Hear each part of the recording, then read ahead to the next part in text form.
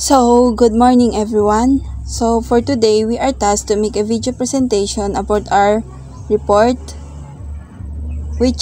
our report is all about Asian regionalism. But before I start, let me first introduce myself. I am Ivy Grace Aitoribio. Asian regionalism. When we say Asian regionalism, it is a growing cooperation and collaboration among Asian countries. They work together to solve common problems and improve their region or the region. Means, ito yung pagkakaisa at pagtutulungan ng mga bansang Asiano or Asian para mapabuti ang political, economic at socio-cultural integration upang magkaroon ng kolektibong aksyon at benepisyo. For example, yung ASEAN, as a formal organization na nagsusulong sila ng kapayapaan at kooperasyong pang-ekonomiya at ugnayang kultural. Next, China is becoming one of the economic supergiants. Ang mabilis na pag-usbong ng China bilang isang malaking ekonomiya at ang implikasyon nito sa rehiyon. May malaking populasyon ng 1.4 billion na katao, malaking merkado at malaking impluwensya sa politika at ekonomiya ng Asia. And also, yung China is a major exporter of goods while ASEAN economies grow faster than global average. For example, pagtaas ng kalakalan ng China sa mga kapitbahay at proyekto tulad ng mga infrastructure na pinopondohan ng China, investment sa ibang bansa. Next, Asia has the biggest population. May malaking populasyon at malaking bahagi ng lupaing mundo ang sakop ng Asia.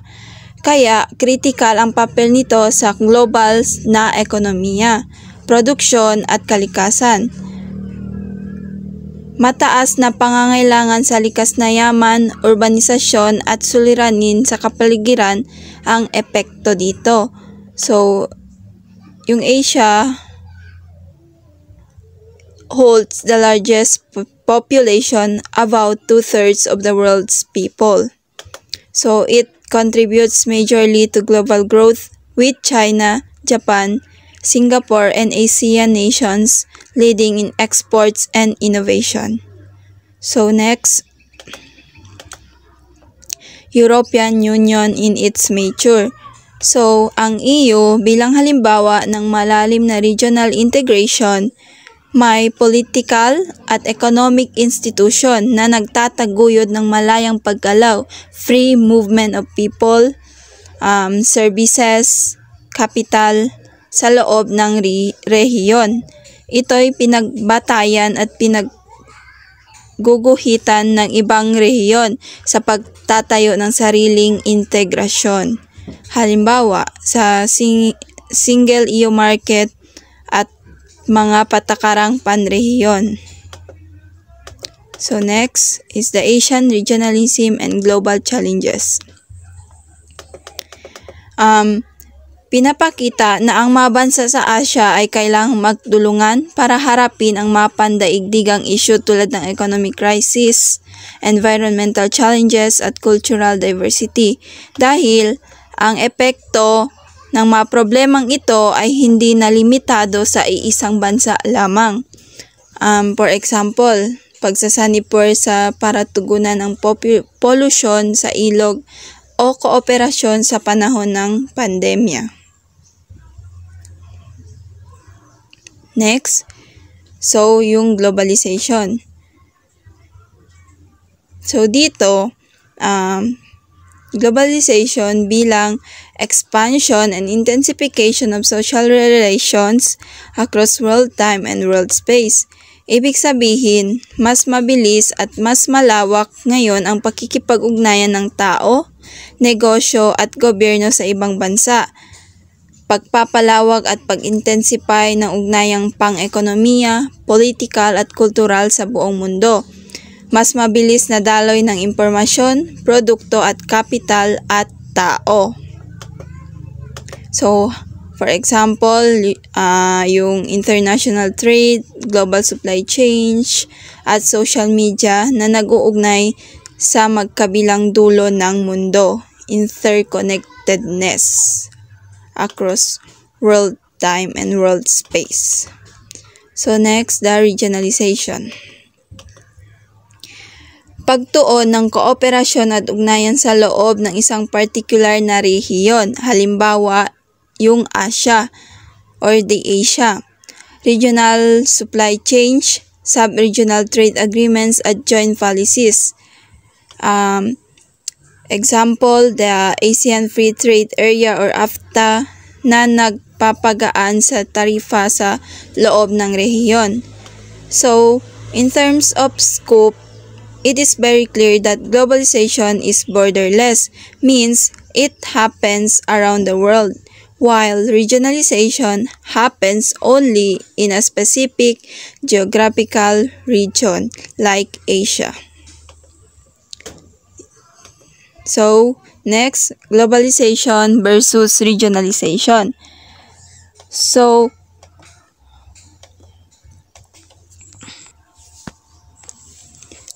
globalization, worldwide connection of economies, politics, and cultures. Global, worldwide, pangmundo at malawakang koneksyon, while regionalization is the cooperation and integration within a specific region or regional like Asia, means mas lokal o regional na pagkonekta at kooperasyon, mas nakatutok sa kapwa karatig bansa. But both promote integration but deeper in range and focus. Regionalization is seen as Asia's response to globalization by protecting local identity while promoting cooperation. Globalization can create inequality. Regionalism balances it by emphasizing local unity and independence. So, halimbawa ng pagkakaiba ng globalization and regionalization. Example, isang kumpanya ay pwedeng magkaroon ng global strategy, that's globalization. Ngunit, mag-optimize ng produksyon gamit ang regional supply chains, that's regionalization. So next, the ASEAN community is comprises of three pillars. First, political security community,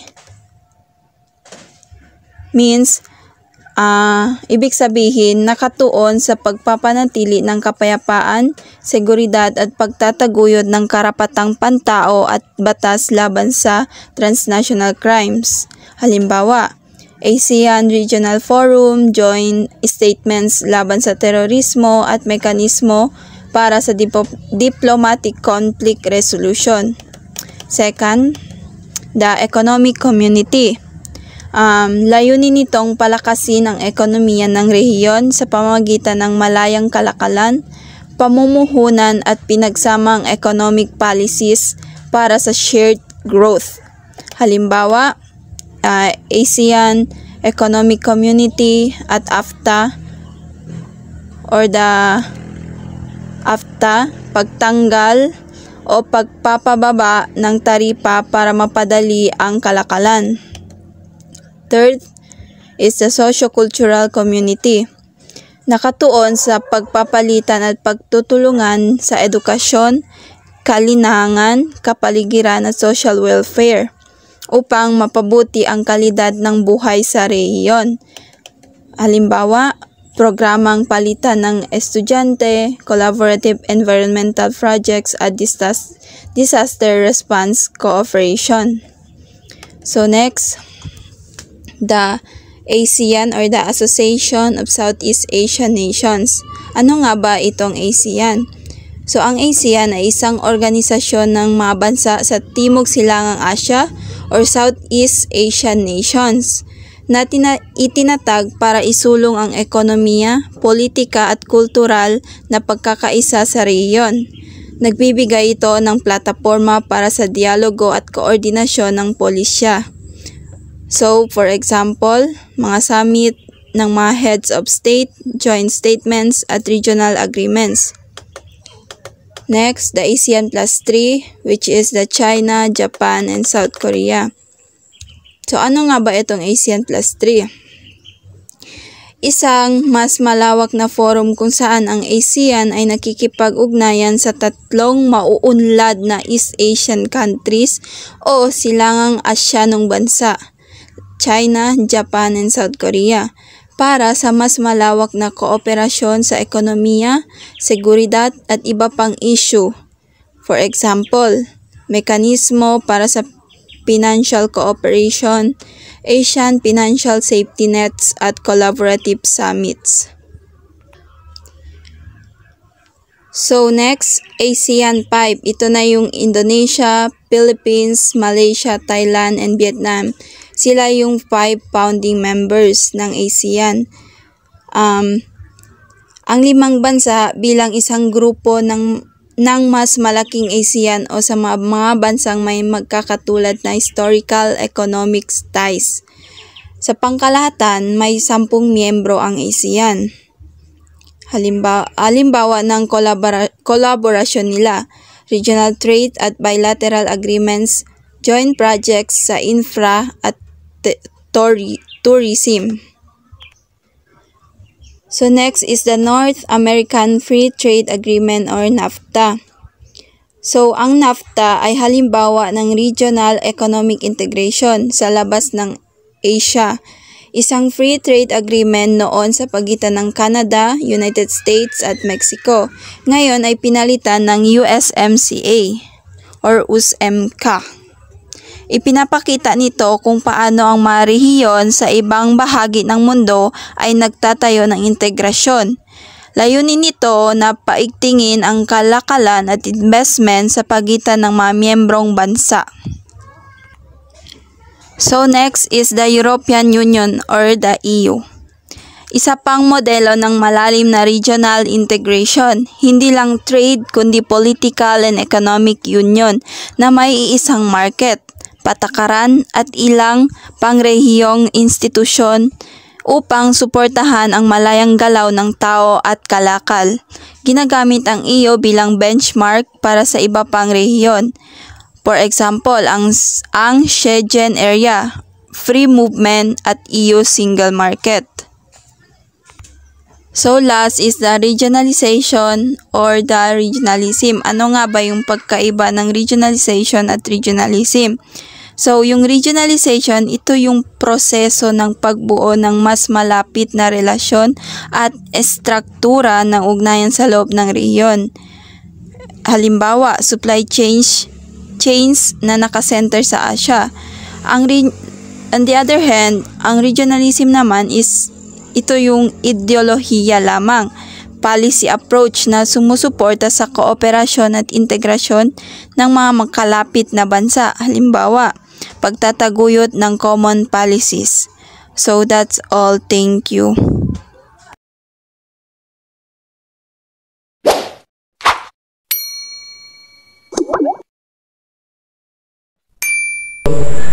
Good day everyone, my name is Daniel J. Masaka from Distributed 80 2E, and this is my video report presentation, and our topic is all about the ASEAN regionalism, and my assigned topic is the factors leading to greater integration. So before we start, we need to define first what is integration. So integration simply means countries in a region become closer, like working together as a team. So let's proceed. The factors leading to a greater integration. So first we have integration has been market driven. So the business started it. They connected. First was for trade and for money. It was market driven. Second, we have the formal institutions such as the ASEAN Development Bank, or what they call ADB. were established.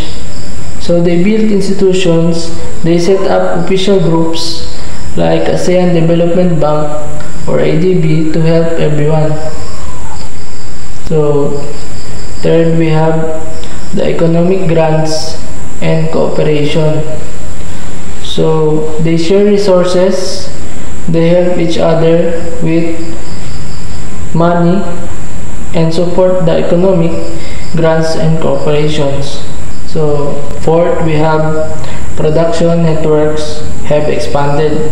So the factory chains grew. Making products involves many countries. Parts are made in different places, which is called the production networks. And fifth, we have the political cooperation. So leaders work together and they talk, make agreements in political cooperation. So fifth, we have the political cooperation. So the leaders work together and they talk and make agreements about political cooperations. And last, if EU or European Union is rules-based, ASEAN follows a consensus rule as an approach to decision making. So they build a unique decision style. When a group like ASEAN makes decisions, they use a consensus, meaning they try to get everyone to agree, unlike the groups like the EU that follows strict rules. So in conclusion, ASEAN countries are joining forces and getting closer primarily because of business and money, and they also build a big support groups like the ADB or the ASEAN Development Bank, share money and resources and link their economies by making products together and sharing factories. So overall, their success is built on a foundational of political teamwork and a unique style where everyone tries to agree. And that's all for my video report.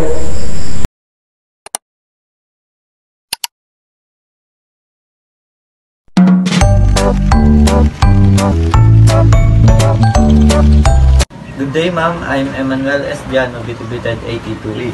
The topic that I'm going to discuss now is regional alternatives as a big group, small group, and local communities. As a big group, Asian countries established their own Asian Development Bank that is more focused on Asia and the Pacific as a reaction to global economic integration. So, dito sa big group, ma'am, is involved many countries. So, yung Asian Development Bank is ginawa nila para magtulong na mag-develop ang isang countries. So, next is Asian countries respond to globalization as a small group. Local communities' reaction to globalization also gave rise to terror groups like the ISIS. So, even small local groups can respond to globalization. Here are key ideas to remember. Regionalism means regional cooperation. Next is globalization means global interconnectedness. So, Asian countries work together to promote, develop, stability, and shared prosperity. So, next is Asian integration grew from multiple historical, political, and economic factors, not just one event. That's all. Thank you.